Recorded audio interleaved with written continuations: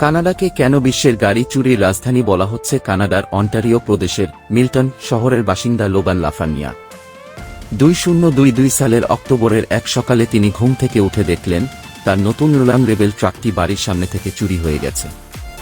CCTV ক্যামেরায় দেখা গেছে গভীর রাতে হুড পরিহিত দুই চোর তার ট্রাকটি চুরি করছে। বিবিসির এক প্রতিবেদনে বলা হয়েছে, লোগান লাফানিয়া 1.5 বছর আগে ট্রাকটি কিনেছিলেন। গাড়িটি চুরি যাওয়ার কয়েক মাস পর ঘানার একটি ওয়েবসাইটে হুবহু তার নিজের গাড়ির মতো একটি গাড়ি নজরে আসে। গাড়িটি বিক্রির জন্য ওই ওয়েবসাইটে বিজ্ঞাপন দেওয়া হয়েছিল। লোগানের সন্দেহ হয় তিনি গাড়ির প্রতিটি ছবি বেশ ভালোভাবে লক্ষ্য করেন। তিনি নিশ্চিত হন যে এই গাড়িটিই তার। তিনি বিবিসিকে বলেন, ড্রাইভারের সিটের পেছনে আমার ছেলের জন্য একটি ল্যাপটপ হোল্ডার স্থাপন করেছিলাম। সেখানে তার রাখা কিছু আবর্জনাও ছিল।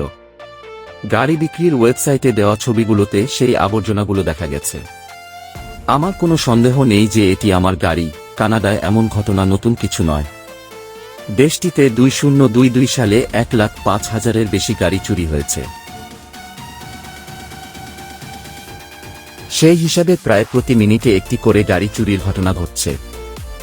ভুক্তভোগীদের মধ্যে কানাডার ফেডারেল আইন মন্ত্রীও রয়েছেন। তার সরকারি টয়োটা হাইল্যান্ডার এক্সএলই চোরেরা 2 বার চুরি করেছিল। সম্প্রতি ইন্টারপোল গাড়ি চুরি হওয়ার দিক থেকে সবচেয়ে খারাপ 100টি দেশের মধ্যে কানাডাকে অন্তর্ভুক্ত করেছে।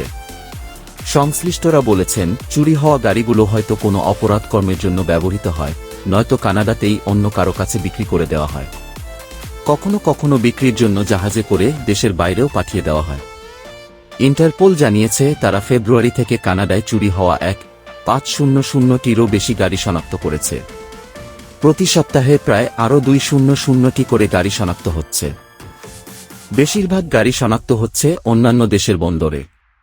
কানাডায় গাড়ি চুরির ঘটনা এতটাই বেড়ে গেছে যে ইন্স্যুরেন্স ব্যুরো অব কানাডা এটিকে জাতীয় সংকট বলে ঘোষণা করেছে।